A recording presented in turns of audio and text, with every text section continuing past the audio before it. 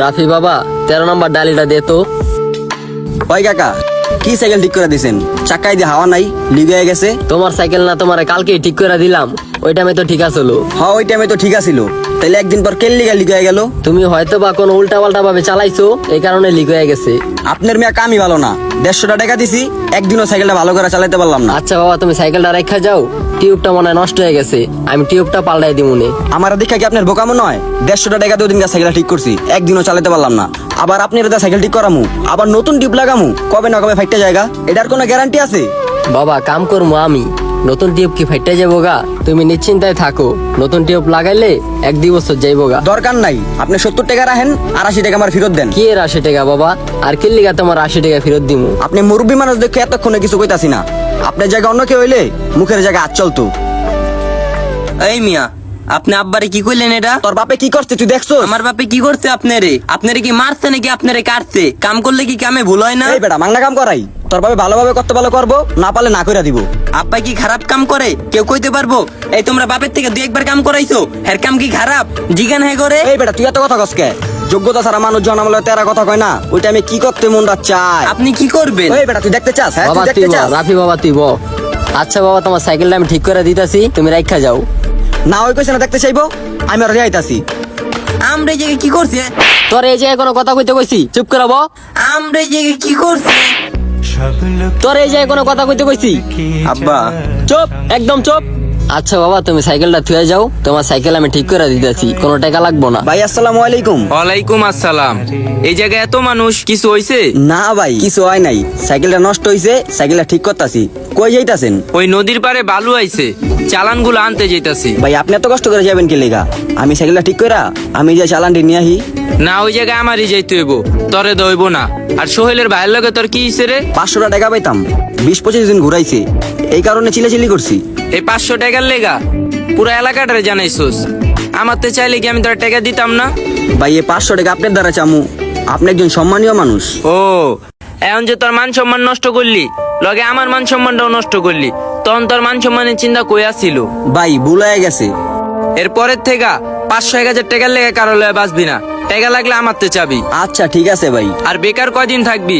আমার অফিসে লোক লাগবো, কালকে থেকে আমার অফিসে যাবি। ভাই আপনার অফিস তো অনেক দূরে, আর অনেক টাকা গাড়ি ভাড়া লাগবো, আর সাইকেল দিয়েও তো যাওয়া যাইবো না। তোর এত কিছু চিন্তা করা লাগবো না, আমার বাসাতে সুজুকি বাইকটা নিয়ে যাবি, চাবি আমি রাত্রে দিমুনে। ঠিক আছে ভাই। আর জানোস নি ভাই, একটা নতুন ব্যবসা চালু করতেছি, ওইটাতে ইনভেস্ট করছি 14 লাখ টাকা। তাহলে বোস, প্রফিট হবো কয় লাখ টাকা? ভাই আপনি একটা লোকই ভাই, আপনি যে ব্যবসা করেন ওই ব্যবসাতে লাভই হয়। এই জায়গায় দাঁড়াইছিস কে? নাস্তা করছোস? হ ভাই করছি। আয় আবার নাস্তা করবি। আর চাচা একটু চালু চালু করে কইরেন। মন খারাপ করে বইয়ের সুতকে, এটা কি নতুন? প্রত্যেক দিনই তো হয়, এই সাইকেলটা চাপায় তো। আব্বা, এই দুনিয়ায় মানুষের মূল্য কি? মানুষের মূল্য অনুমান করা বহু কঠিন, সে অমূল্যহীন। আচ্ছা আব্বা, সব মানুষই কি সমান মূল্যবান? হ, কিল্লিগা? তাইলে এই পৃথিবীতে কেউ গরিব কেউ ধনী কেন? কিল্লেগা ধনী মানুষ করে বেশি সম্মান করা হয়, কিল্লেগা গরিব মানুষ করে কম সম্মান করা হয়? তুই কোনাতে রিং ডাল তো, আর একটা টায়ার একটা টিউব ল। আচ্ছা নিতে আসি। এই যে আব্বা নেন। আচ্ছা, এই টায়ার এই টিউবের রিং এর মূল্য কত? মূল্য কত? পুরান বেচতে গেলে 3-400 টাকা। তাইলে এই টায়ার এই টিউবের রিং দিয়ে একটা চাকা বানাইলে এটার দাম কত পড়বো? কত পড়বো? 400 টাকার থেকে একটু বেশি, 700 টাকা বা 800 টাকা। আর যদি এই চাকাটা সাইকেলে ফিট করি, তাইলে এটার মূল্য কত হইব?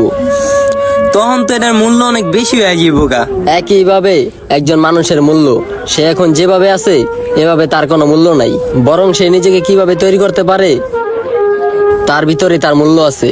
আর যদি আমরা কোনোভাবে নিজেকে মূল্যবান না তৈরি করতে পারি, তাহলে কোনোখানে দাম পাবো না, কোনোখানেই মূল্য পাবো না। যখন আমরা নিজেকে চাক্কাটার মতো উন্নত করতে পারবো, তখন সমাজ বা পরিবারে ততটাই সম্মান পাবো।